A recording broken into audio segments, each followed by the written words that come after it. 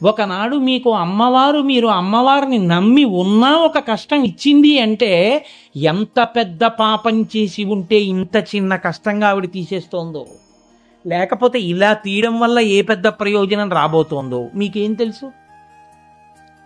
తెలుసున్ననాడు పొగడ్డం కాదు, అనుభవిస్తున్ననాడు అమ్మవారి కృపే అనుకుని బతకడం.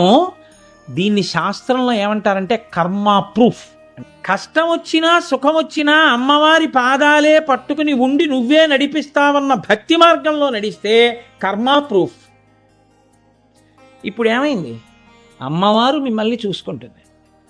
ఇలాంటి వాళ్ళు ఎవరున్నారో అలాంటి వాళ్ళ పట్ల అమ్మవారు ఎంత జాగ్రత్తగానో కంటిని రెప్ప కాపాడినట్టు కాపాడుతూ వాళ్ళ పాపపుణ్యముల యొక్క వినిమయం అయ్యేటటువంటి స్థితిని తాను తీసుకుని వాళ్ళని కాపాడుకుంటుంది.